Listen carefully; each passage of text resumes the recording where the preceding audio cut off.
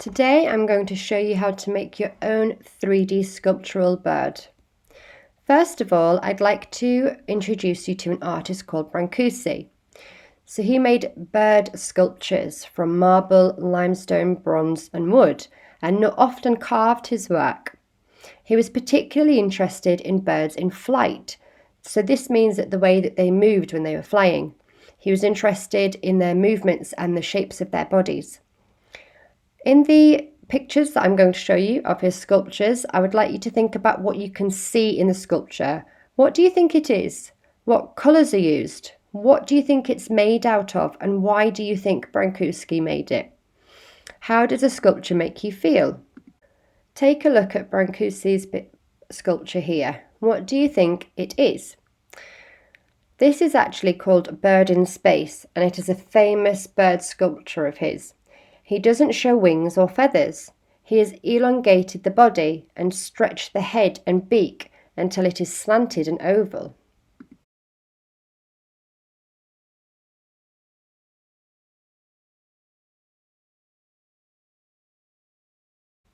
It's now time to make the structure of your bird. So all you need is paper or newspaper, some pieces of card and some tape. So I have made 2 wing shapes, which I've just cut out of some thin cardboard from a Coca-Cola box, and a little tail. I've also got some newspaper and some scissors and masking tape.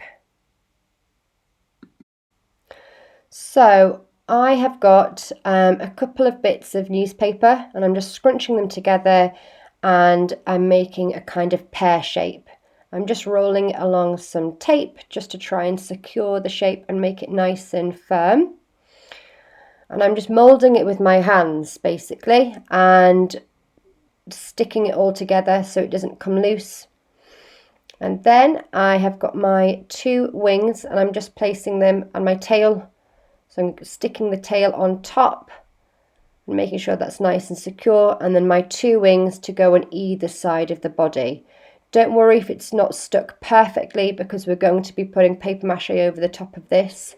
If you need to trim them down a little bit like I have as well, just so they're not too big for your body, then you can do so. It's better off to cut them too big and then cut them down so they're a bit smaller. And that is it finished, and you are ready to paper mache your bird.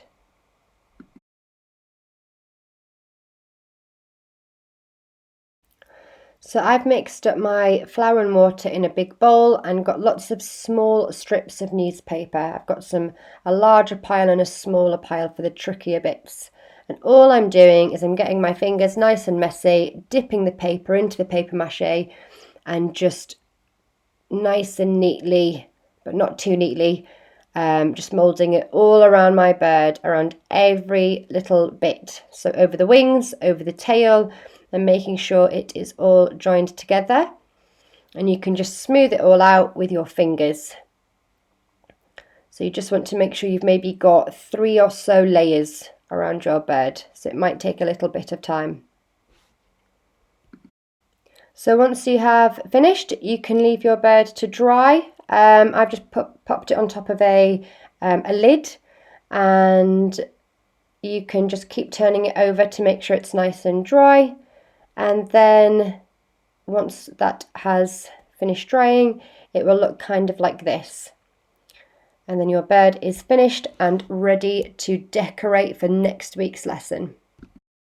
And similar to Brancusi's birds, I've tried to make my bird look a little bit like it's flying.